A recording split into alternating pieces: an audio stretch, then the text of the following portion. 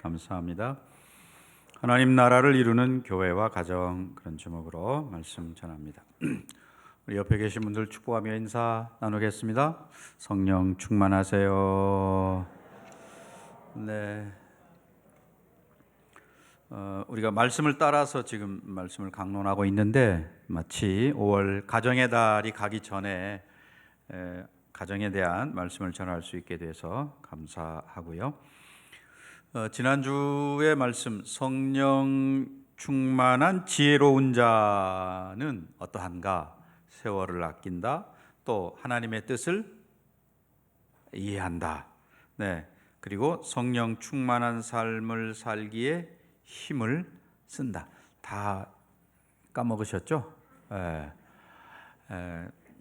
뭐 까먹는 것도 은혜이긴 한데, 네, 기억하고 실천하고 그럼 더 좋은데, 그렇게 성령 충만한 사람들은 아름다운 교제를 이루고 또 마음으로 주께 노래하고 찬양, 아까 우리 찬양대가 예루살렘이 찬양했는데, 예루살렘 찬양대만 찬양하는 게 아니고 우리가 정말 마음으로 주께 노래하며 찬양한다. 그래서 누가 은혜 받는다고요? 음치가 은혜를 받는다. 마음으로 하면 되니까 뭐 아주 잘할 필요 없이 말씀을 드렸고요. 또 범사에 감사하는 마음을 갖고 살아갑니다. 또 피차 복종한다. 피차 복종한다. 이게 21절이었습니다. 5장 21절 한번 볼까요? 그리스도를 경외함으로 어떻게 하라고요? 피차 복종하라. 왜냐하면 이 21절 말씀이 앞으로 나오는 계속 이어지는 그 말씀들과 연결되어 있다는 사실이고요. 또 오늘 전하는 이 가정에 대한 그런 이야기도 성령 충만함과 긴밀하게 연결되어 있다는 거죠. 그 목회 데이터 연구소라고 기독교 연구하는 단체에서 발표한 데이터가 있습니다. 국민 10사람 중에 4사람이 지금 통계가 나오죠. 결혼을 해도 좋고 안 해도 좋다, 이렇게 생각을 하는데, 그 중에서 20대들은 저기 보면 53%가 뭐 결혼해도 좋고 안 해도 좋다, 이런 통계. 이거는 2020년 국가에서 조사한 통계청 자료를 인용하는 데이터입니다. 그러니까 안 믿는 사람도 다 포함되어 있는 이제 그런 건데요. 아무튼 2010년에 조사하고 20년의 조사를 비교해 보니까 너무 많은 차이가 나는 거예요. 2010년도에는 결혼 꼭 해야 된다, 이런 게 한 65% 정도 됐었습니다. 그런데 2020년이 되니까 꼭 결혼해야 된다는 생각은 한 50% 정도로 떨어졌고, 특별히 우리 젊은이들은 20대 젊은이들은 53%가 뭐 결혼해도 좋고 안 해도 좋고, 이게 큰 문제입니다. 그렇죠? 당장 우리 집의 문제, 우리 가정의 문제가 되기 때문에 문제가 되는 거잖아요. 또 더 문제는 결혼해도 자녀를 낳지 않는다는 게 저기 그 통계에 지금 나와 있잖아요. 여기 보면 이거 상당히 심각한 문제죠. 2015년에 비해서 한 2배 가까이 이게 튀어가지고 결혼해도 자녀를 낳지 않겠다, 이런 사람들이 점점 많아지는 거죠. 심각한 문제이고요. 또 하나, 이제 한국의 아내들에게 물었습니다. 물론 이거는 이 기독교적으로 이 질문해도 되나 뭐 약간의 문제가 있을 수 있는데, 다시 태어나도, 우리 이거 뭐 다시 태어나 있을 수 없는 건데, 다시 태어나도 지금의 남편과 결혼하겠다는 게 몇 프로입니까? 19%예요. 여성들이 이렇게 대답했고요. 그래도 남자들은 꼭 다시 결혼하겠다가 45%입니다.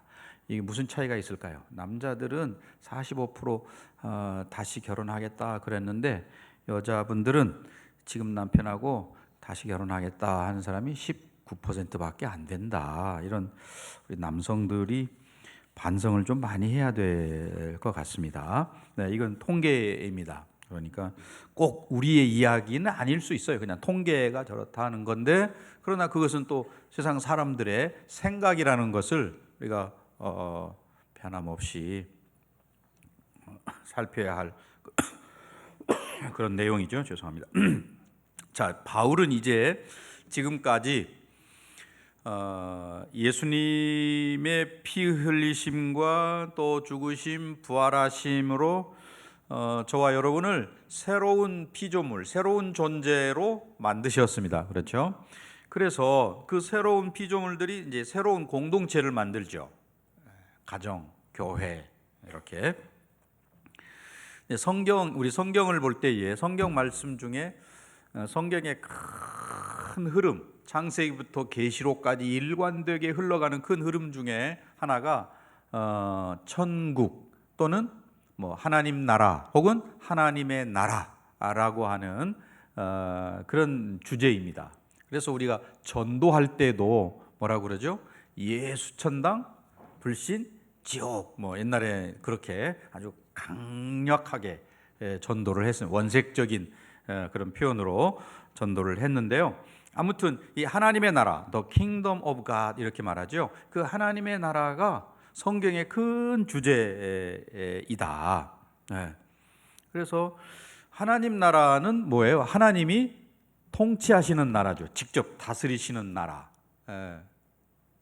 이스라엘 백성들을 사실 그렇게 하려고 하셨죠. 하나님이 직접 통치하는 나라. 그래서 그 이스라엘이 샘플이 되어서 모든 세상 나라들에게 이렇게 모범이 되도록 그렇게 하셨는데, 이스라엘 백성들이 어떻게 했어요? 거부하고, 하나님 우리도 세상 나라들처럼 뭘 달라고요? 왕을 주세요, 왕을. 이렇게 해가지고 그 하나님의 통치를, 직접적인 통치를 좀 거부했는데, 예수님도 이 땅에 오셔서 처음에 하신 말씀, 회개하라, 천국이 가까웠느니라. 천국이라는 말 하셨고요. 또 마태복음 6장 33절에 보면 그런즉 너희는 먼저 뭐 하라고요? 그의 나라를 구해라. 먼저 그의 나라와 그의 의를 구하라. 여기서 그의 나라는 뭡니까? 이게 하나님의 나라지요. 이게 하나님의 나라입니다. 하나님의 나라를 먼저 구해라. 이렇게 예수님도 말씀하셨어요. 그런데 감사하게도 하나님께서 이 땅에서 우리가 이 천국을 맛볼 수 있도록 가정과 교회를 우리에게 주신 거죠. 희미한 그림자로 또는 그것을 직접 경험할 수 있는 그런 곳으로 가정과 교회를 허락해 주셨다라는 것입니다. 그래서 우리가 예수 믿고 성령 충만한 사람들은 똑같은 가정 또는 뭐 자녀들 또 직장 생활 하지만 달라져야 한다는 거죠. 자, 아까 처음에 오늘 말씀이 성령 충만한 하나님의 아내들 또 남편들에게 주시는 말씀이다라는 거 하고, 또 그 모두는 아까 21절에서 어떻게 하라고 되어 있습니까? 피차 복종하라 라고 하는 이 큰 전제 아래 22절부터 33절까지 말씀이 이렇게 연결되어 있는 거예요. 자, 다시 21절 말씀 볼까요? 그리스도를 경외함으로 피차 복종하라라는 말씀이 있습니다. 그리스도를 경외함으로 피차 복종하라. 과거에 우리 여성들, 어린아이들 그리고 종들은 어떻습니까? 굉장히 힘들고 어렵게 살았죠. 사회적인 억압과 또 천대와 이런 것 속에 살았습니다. 그러나 예수님께서 오셔서 우리 여성들 또 어린아이들 그들을 사랑하시고 또 그들을 높여주시고 섬겨주시고 이렇게 하신 거죠. 우리나라 한국 초기 교회사에 보면 우리 여성들이 얼마나 어려움 가운데서 교회에서 한글도 가르치고 또 어떤 전문 기술도 가르치고 해서 정말 여성들이 자기의 소질을 개발할 수 있도록 길을 열어주고 하는 것을 볼 수 있죠. 아무튼 이 부부 관계가 개인과 교회와 사회의 기초라는 것. 그래서 오늘 말씀은 이 말씀을 통해서 우리가 그런 행복한 삶을 살 수 있도록 해 주셨다. 어떤 분들은 그런 이야기, 아니 뭐 이 성경에 쓰일 당시는 사실은 뭐 남성 우월주의 아니면 남성이 우선하는 뭐 그런 시대였는데 뭐 굳이 이런 말씀을 할 필요가 있었을까? 유대 사회는 물론 전통적으로 그랬죠. 그런데 상대적으로 그리스, 로마 이 세계는 좀 풍습이 달랐습니다. 당시 로마의 문화 속에서는 그러면 결혼을 하지만 여전히 결혼한 여자는 친정 아버지 이 가족의 일원으로 여겨졌습니다. 그래서 이 이혼도 좀 자유롭게 할 수 있는 그런 상황이었고요. 그러니까 이제 그 중에는 이방인으로 있다가 그런 그리스 로마의 문화에 젖어 있다가 예수 믿고 새로 이제 기독교인이 된 사람들은 여전히 과거에 가지고 있었던 그런 문화적인 배경을 가지고 있었던 거죠. 그래서 성경이 뭐라고 말하고 있는지, 하나님의 진리의 말씀은 뭐라고 말하고 있는지를 이야기하는 거죠. 그리스도인들의 성령 충만이 이게 영적인 부분에만 나타나야 되는 게 아니고 일상적인 우리 매일매일의 삶 속에 드러나야 한다라고 하는 것을 이야기한다 그 말입니다. 자, 그래서 여기 22절부터 24절까지는 아내들에게 하는 말씀이에요. 이 22절부터 24절까지를 우리 남성들이 막 읽고 은혜 받았다고 그러고 그러면 곤란합니다. 이 22절부터 24절은 사실은 우리 여성들이 읽고 깨닫고 또 은혜도 받고 새로운 깨달음도 갖고 이렇게 해야 될 것들인데, 남성들이 이거 보면서 이거 봐라 아내들에게 막 펼쳐 보이고 너 잘 읽어봐 이렇게 하면 곤란한 부분이에요. 여성들이 읽어서 은혜 받아야 할 부분들이거든요. 여성들이 읽습니다. 22절부터 24절까지 시작.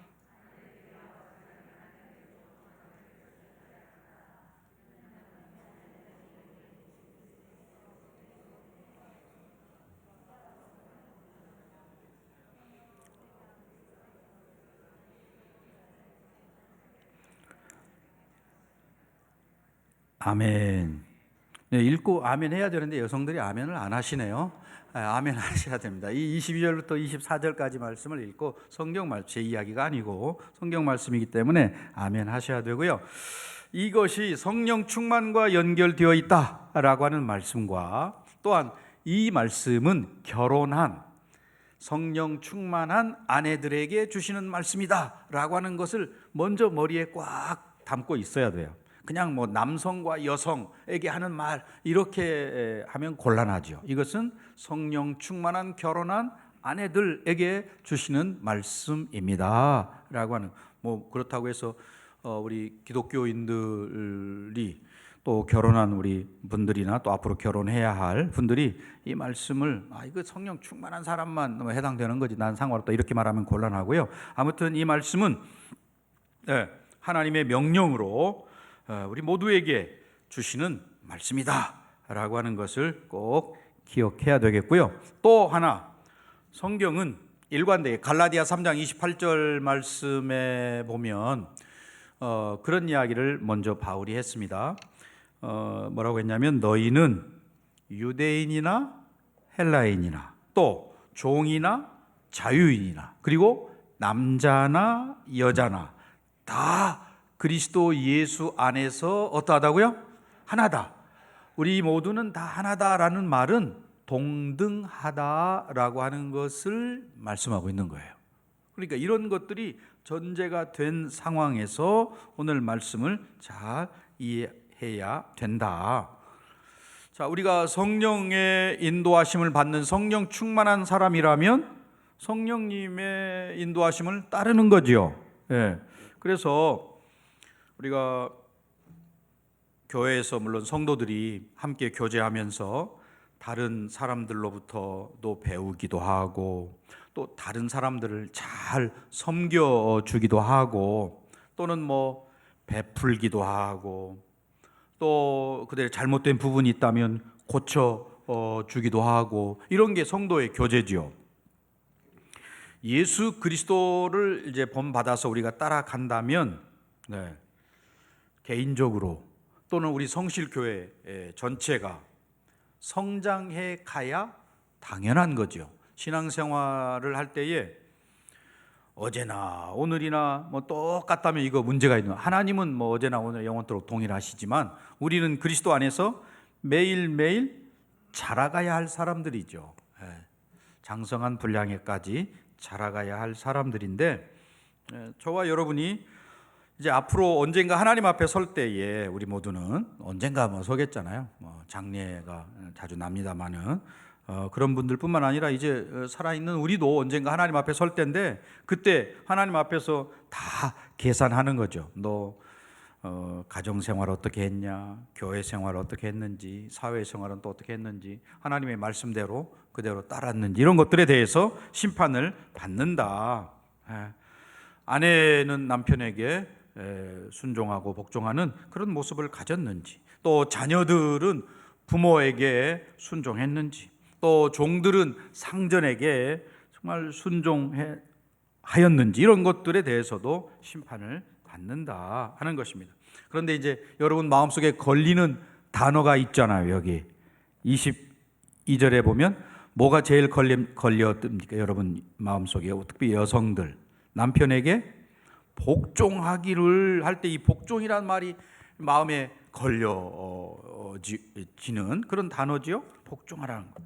근데 이 말은 그리스도 안에서 남편의 리더십을 기꺼이 따른다, 이런 의미로 해석을 하면 될 것 같고요. 모든 어떤 질서를 위해서 그러한다. 하나님 앞에서 모든 사람들이 다 동등하다. 아까 갈라디아 3장 28절의 말씀을 우리가 분명히 읽었습니다. 그것은 성경의 가르침, 일관된 큰 가르침인 것이죠. 그런 점에서 아내에게, 성령 충만한 아내들은 이렇게 남편에게 복종합니다라는 것입니다. 하나님께서 세우신 그 질서를 우리가 잘 따르기 위해, 창조 질서 하면 그 질서는 우리가 순종하는 거잖아요. 하나님의 명령이기 때문에 거기에 순종합니다. 마찬가지죠. 오늘 말씀도 하나님의 권위에 순종하기 때문에 오늘 이 말씀에도 우리가 순종을 한다 하는 그런 말입니다. 만약의 경우에 그런 정부 또는 국가가 하나님께 대하여 불순종하도록 가르친다면 우리는 거기에 대해서 저항하거나 또는 불복종하거나 이렇게 해야 되는 거죠. 왜? 하나님의 명령이 더 큰 것이기 때문에 그 하나님 명령에 우리를 어긋나도록 한다면 우리는 거기에 대해서 거부하고 저항하고 하는 거죠. 사도행전 5장 29절 말씀에 보면 그런 말씀이 있습니다. 베드로와 사도들이 이제 너희들 복음을 전하지 말아라, 이런 그런 강제 명령을 이렇게 하니까 거기에 대해서 이야기하는 거예요. 뭐라고 이야기했어요? 사람보다 하나님께 순종하는 것이 뭐하다고요? 마땅하다, 당연하다, 당연히 그러해야 된다, 이렇게 이야기를 했습니다. 그런데 오늘 이제 주의 깊게 봐야 할 것이 남편에게 복종하기를 주께 하듯 하는데 23절 다시 한번 읽어볼까요? 같이 읽습니다. 이는 남편이 아내의 머리됨이 그리스도께서 교회의 머리됨과 같음이니 그가 바로 몸의 구주시다 라고 이야기하고 있습니다. 남편의 아내의 머리됨과 예수님께서 교회의 머리됨을 비교하고 있는 거죠. 이렇게 그런 점에서 우리가 이해하면 이해가 빠르게 되는 거예요. 남편에 대한 아내의 태도, 그리스도를 대하는 교회의 태도에서 그 모형을 따오면 되는구나. 24절 바로 그 말씀인데요. 24절 함께 읽습니다. 그러므로 교회가 그리스도에게 하듯 아내들도 범사에 자기 남편에게 복종할지니라. 하나님의 명령이라는 사실을 우리가 놓치면 안 되는 거고요. 인간의 연약함, 죄성 이런 거 하나님이 너무 잘 아시잖아요. 그런데도 하나님께서는 그러한 인간들이 서로 조화를 이루어서 이 땅에서 천국을 이루며 사는 방법을 오늘 성경을 통해서 말씀해 주는 거예요. 특별히 남편과 아내의 관계를 통해서 천국을 어떻게 이룰 수 있느냐라고 할 때에 한 축을 담당하는 아내에게 주는 명령, 또 다른 축인 남편에게 주는 명령을 말씀하고 있다. 결혼한 아내에게 주는 말씀이라고 분명히 말씀을 드렸어요. 하나님의 창조 질서, 베드로전서 3장 1절에도 나타나 있습니다. 3장 1절에 보면 아내들아 이와 같이 자기 남편에게 순종하라. 이는 혹 말씀을 순종하지 않는 자라도 말로 말미암지 않고 그 아내의 행실로 말미암아 뭐예요? 구원을 받게 하려 합니다. 우리 성도님들 가운데도 아마 그런 간증들이 있으실 거예요. 아내가 정말 남편이 구박하고 힘들게 하고 그런데도 계속해서 잘 섬기고 했더니 결국 그 남편이 회개하고 예수님 앞에 돌아오는 그런 일들, 아마 그런 경험들이 우리 성도님들에게도 있는 것이죠. 바로 그런 이야기입니다. 교회가 머리 되시는 그리스도를 인정하는 것처럼 그렇게 아내가 남편의 권위를 인정하고 가정의 질서를 아주 존중하는 그런 마음으로 자발적으로 순종하는 모습, 그것을 이야기하고 있는 것입니다. 그러니까 하나님께서 원래 계획하셨던 그런 행복한 가정을 세우기 위해서 아내는 남편에게 교회가 예수님께 하는 것처럼 그렇게 복종해야 됩니다. 이런 이야기입니다. 그런데 그 복종이라는 단어가 늘 마음에 세상적인 관점과 생각으로 똑같이 가지고 있으면 이 단어가 마음에 걸려서 이 부분이 넘어가지 않는 그런 분들이 계십니다. 그러나 이건 아까 설명드렸듯이 하나님의 권위에 순복하는 사람이라면 누구나 이 말씀에 순종하게 된다. 성령 충만한 우리에게는 이러한 것들이 그렇게 문제가 되지 않는다. 기꺼이 감당한다라고 하는 말씀입니다. 22절부터 24절까지는 아내에게 주는 말씀이었습니다. 아내에게 먼저 이야기하는 의도가 성경에 있죠. 항상 중요한 것이 먼저 나오게 되어 있지 않습니까? 성경에서. 그러니까 행복한 가정을 세우는데 아내의 역할이 너무 중요하기 때문에 그걸 먼저 이야기한 거예요. 그리고 이제 25절부터는 남편에 대해서 이야기합니다. 25절 우리 남성들이 읽겠습니다. 시작. 남편들아 아내 사랑하기를 그리스도께서 교회를 사랑하시고 그 교회를 위하여 자신을 주심같이 하라. 아멘. 아멘 따라하세요. 아멘. 우리 남성들 좀 그렇게 되었으면 좋겠습니다. 예수님께서 이 땅의 교회를 영광스럽게 세우시려고 또 교회를 거룩하고 흠이 없게 하시려고 어떻게 하셨느냐? 자기 자신을 내어주셨다. 이렇게 말합니다. 그러니까 예수님의 그런 희생적인 사랑으로 교회는 영광을 얻게 되었고 거룩하게 세워져 간다. 그 말씀이죠.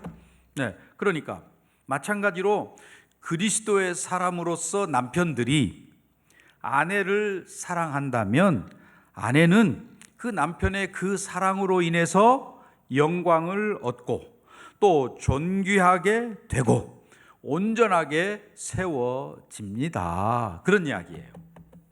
그렇기 때문에 우리가 정말 예수님의 그 사랑을 마음에 품은 남편이라면 진정으로 아내를 사랑하게 됩니다.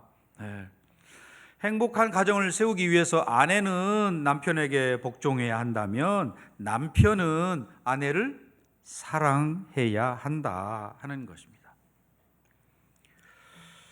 남편이 아내를 먼저 사랑하고 또 희생적으로 사랑하면 아내는 자연히 마음으로부터 존경의 마음이 우러나오게 되겠지요.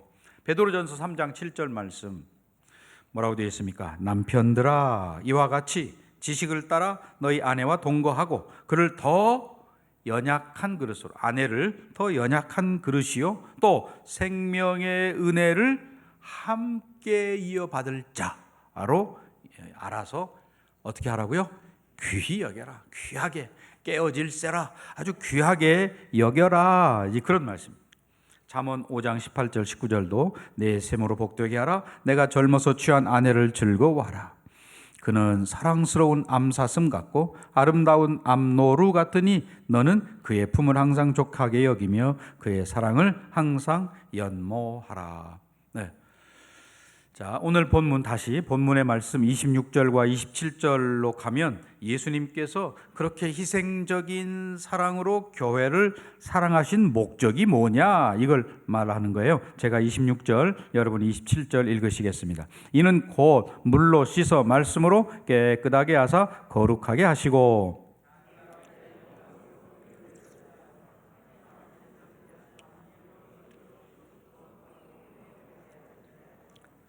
네, 지금 바울은 아내에 대한 남편의 사랑을 좀 더 자세하게 설명하기 위해서 예를 들었는데 교회에 대한 예수님의 사랑 그걸로 예를 들고 있는 거예요. 네, 그러니까 우리가 예수님의 사랑이 어떠한지를 알면 자연스럽게 남편이 아내를 어떻게 사랑해야 되는지 알게 된다. 예수님은 자기의 생명을 바쳐서 교회를 사랑하셨습니다. 남편도 마찬가지로 그렇게 아내를 목숨을 바쳐 사랑해야 한다라는 것입니다. 예수님은 우리 교회를 어떻게 하셨습니까? 막 강제로 아니면 억압해서 이렇게 하시는 게 아니죠.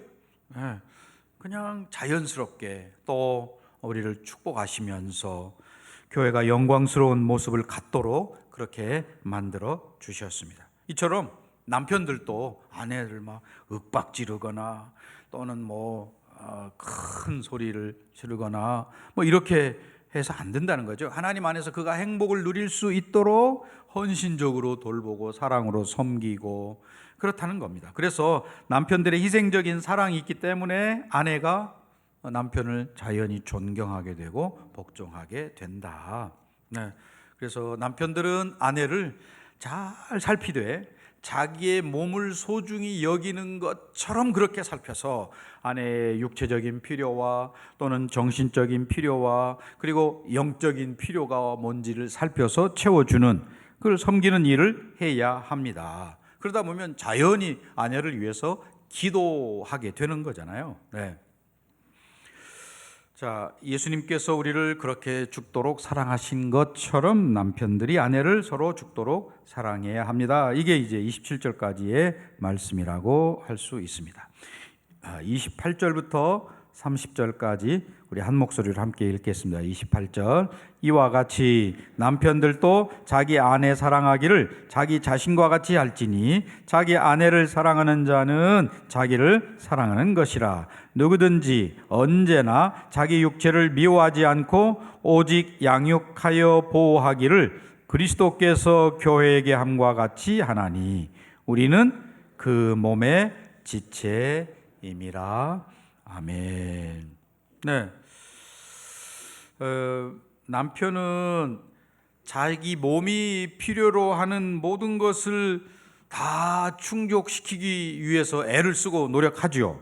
그런 것처럼 아내를 사랑하면서 아내의 성숙과 또 아내의 발전과 이런 걸 위해서 모든 걸 채워주고 잘 돌봐주어야 합니다.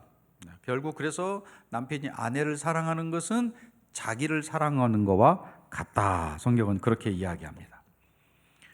자, 이제 세 번째 부분에서 그리스도와 교회의 비밀을 드러내야 한다 하는 것인데요. 결혼의 큰 원리가 31절에 나와 있습니다. 31절 함께 읽어보겠습니다. 그러므로 사람이 부모를 떠나 그의 아내와 합하여 그 둘이 한 육체가 될지니. 네, 이 부분은 사실 바울이 창세기 2장 24절의 말씀을 인용하고 있는 거예요. 창세기 2장 24절 말씀이 뭐냐면, 이러므로 남자가 부모를 떠나 그의 아내와 합하여 둘이 한 몸을 이룰지로다 그랬습니다. 그런데 바울은 여기서 사람이 그 부모를 떠나 그의 아내와 합하여 이렇게 조금 단어를 바꿨는데요. 아무튼 의미는 같은 거죠. 그래서 바울이 지금 구약 성경을 인용하면서 결혼의 신비, 하나님 계획하신 결혼의 신비를 이야기한다. 결국 무슨 말이에요? 결혼은 사람들이 머리로 어떤 사회학적인 필요에 의해서 만든 제도가 아니고 하나님의 창조 원리에 의해서 하나님께서 만드신 제도입니다. 그리고 하나님이 만들어서 우리에게 선물로 넘겨준 그러한 것이다. 하나님의 계획이면서 신비라는 거죠. 그걸 여기 31절은 뭐라고 표현하냐면 32절 처음에 이 비밀이 크도다. 32절 초두에 그렇게 나와 있죠. 이 비밀이 크도다. 비밀, 결혼이라는 제도, 남자와 여자가 만나서 한 가정을 이루고 하는 이 결혼이라는 제도는 그리스도와 교회의 관계와 같은 건데 이건 비밀이다. 근데 이 비밀이라는 단어가 헬라 말로는 미스테리온, 신비, 영어의 그 미스테리라는 말과 같은 단어거든요. 네, 그래서 교회와 그리스도가 한 몸을 이루는 것처럼 남편과 아내가 한 몸을 이루는 이것은 하나님의 계획이면서 신비입니다. 네. 남편과 아내가 아름다운 삶을 함께 이루어 갈 때에 그것은 그리스도와 교회가 어떻게 신비한 연합을 이루어서 나아가는지를 보여주는 아내와 남편의 관계가, 남편과 아내의 관계가 아름다운 관계로 사랑과 또 순종의 관계로 이루어지면 그 자체가 교회와 그리스도의 관계를 보여주는 그런 통로가 됩니다. 그런 말입니다. 자, 그런 점에서 오늘 저와 여러분이 이 말씀을 좀 잘 깨닫고 그렇게 실천하면 좋을 것 같고요. 33절 우리 다 같이 읽겠습니다. 그러나 너희도 각각 자기 아내 사랑하기를 자기 자신같이 하고 아내도 자기 남편을 존경하라. 네. 그러니까 부부관계의 어떤 결론적인 권면이라고 말할 수 있어요. 여기 33절이 결론적인 권면은 뭐냐? 사랑과 존경, 이렇게 두 단어로 집약할 수 있겠습니다. 아내는 남편을 대할 때에 그리스도를 경외하는 마음으로 대하는 거고, 또 정말 자발적으로 순종의 마음으로 대할 때에 남편은 그리스도께서 교회를 위해서 자기를 희생하신 것처럼 그렇게 보호하고 양육하고 또 협력하고 그렇게 해서 성숙의 길로 나아가도록 만들어라 라고 하는 그런 내용입니다. 결론의 말씀을 맺고자 합니다. 우리가 정말 그리스도 안에서 복음을 깨닫고 그 복음으로 살아가는 성도라고 한다면 우리 모두는 참다운 남편, 참다운 아내가 되어서 그 자체가 복음을 드러내는 것이 되고 또 그리스도를 높이는 이런 게 된다는 거예요. 굉장히 중요하죠. 남편과 아내가 그냥 살아가는 것 같은데 그것 자체가 복음을 세상 가운데 드러내는 일도 되고 예수님을 높이는 일도 된다. 굉장히 중요한 책임이 가정 안에 남편과 아내의 관계 속에 담겨져 있다는 것입니다. 그래서 결혼은 하나님의 선물이면서 구원을 드러내는, 하나님의 구원하심을 드러내는 신비입니다. 이런 말하는 거죠. 또 가정은 하나님의 그런 아름다움을 세상 가운데 드러내는 이 땅의 천국과 같은 것이다.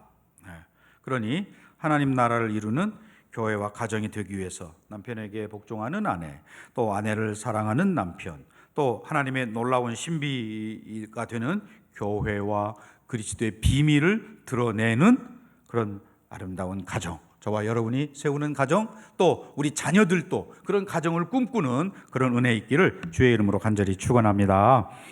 기도하겠습니다. 하나님 아버지, 오늘 말씀을 나누었습니다.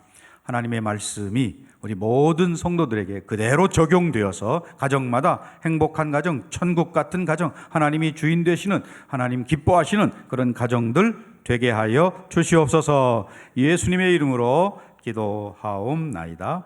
아멘.